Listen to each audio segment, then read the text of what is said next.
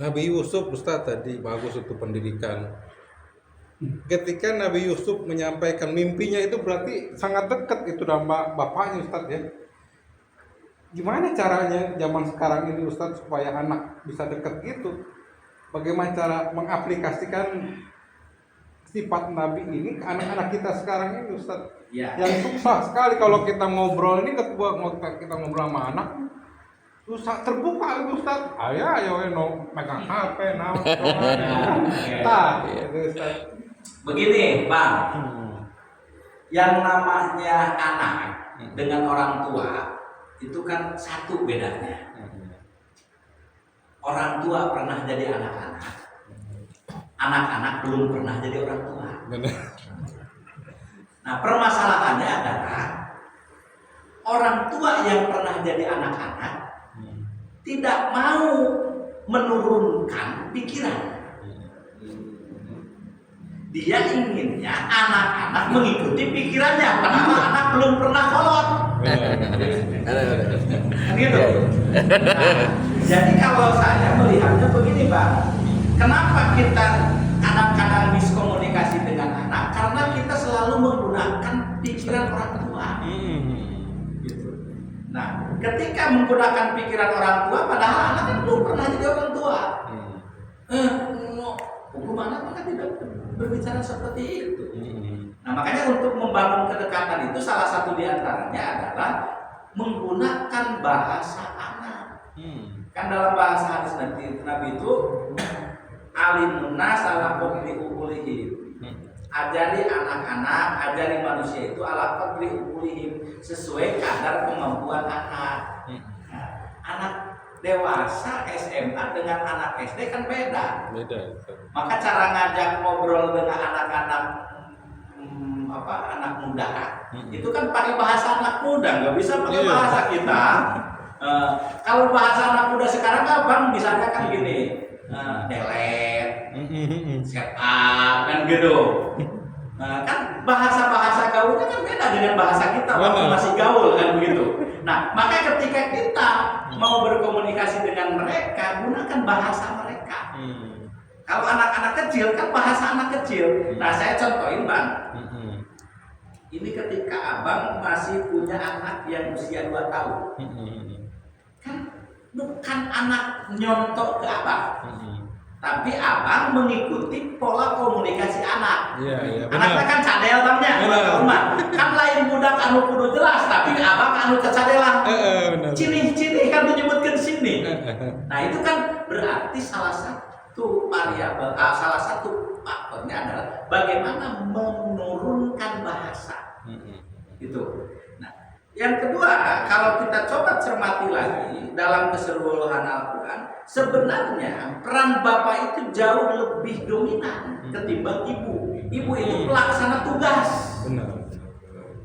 Saya lihat misalnya cerita Luqman, itu kan bapak dengan anaknya. Ibrahim bapak anak. Nabi Nuh bapak anak. Su'aib Musa itu menantu ke mertua.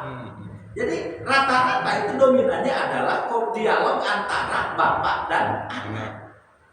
Nah, yang sekarang terjadi di Indonesia itu kan kehilangan figur bapak.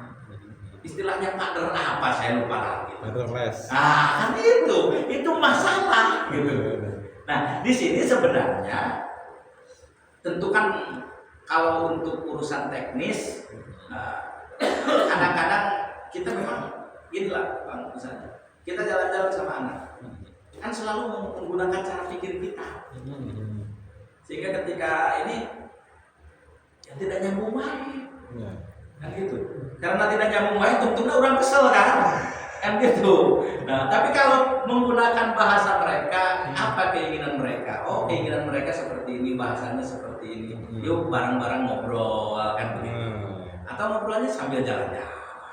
Kan begitu. Kan gitu Bang. Nah, makanya kan kalau ada istilah ini, kalau datang langsung dimarahi kan kita juga kesel. Tapi kalau datang disuruh dulu makan, karena bunga saya kan begitu. Nah, tetapi ketika makan dimarahi itu jauh lebih kesal. Nah ini memang ada teknik-teknik tertentu lah. Bagus juga. Itu ada beberapa teknik tertentu. Tapi secara substantif nanti bahwa pola-pola komunikasinya itu kan pola komunikasi persuasif. Yang dicontohkan Nabi itu kan tidak menyinggung Bang. Ini contoh gini. Iya. Nah, Misalnya hanya contoh aja, tapi ini sebenarnya ke istri Bang. Tapi ke anak juga tidak jauh berbeda. Suatu waktu Nabi datang ke rumahnya Siti Aisyah. Ini sangat populer hadisnya itu. Kata Nabi itu, saya pakai bahasa lebih dulu lah. Nyi, ayat tua ngente. Kata Siti Aisyah tidak ada. Ya aku akan sahur. Nah itu apa kesimpulannya Bang? nggak puasa dulu gitu, nggak mau makan, maksudnya nggak ada makanan di dalam. Jadi kalau tidak ada makanan harus puasa begitu. Nah ini kan bahasa persuasif. Jadi kalau bahasa kasarnya begini, namanya teh gawe atau cik masak. Jadi saum di situ jangan diartikan saum syar'i. Sampai nanti buka maghrib bukan. Aku akan menahan lapar dulu. Nah, maksudnya selama aku menahan lapar, cik masaklah gitu. Tidak langsung. Nah, jadi kan bahasanya tidak menyentuh. Itu Arisia naon wae gawe atau kowe bagi kacau kan gitu kan. Di sini bukanya maghrib nanti. Nah, tuntungna tuh pancet pamajikan teh disimpulkeun kebenaran puasa we kan gitu. Jadi itu kesimpulan yang terlalu tekstual. Iya benar. Dari sebuah hadis, padahal hadis itu berbicara tentang komunikasi. Iya benar. Atau misalnya ya kita ini kan Bang, kalau punya istri cekak istri teh jika buntelan itu kan dari hati Bang. Tapi kalau gini, mah besok senam yuk. Wah, eta teh sumanget padahal mah sarua Bang. Lamun ngajak senam teh berarti apa pemajikan itu kan gitu. Sepedaannya. Nah, kan gitu lah. Itu komunikasi aja. Iya benar. Mantap itu benar. Kalau dimarahin istri gimana?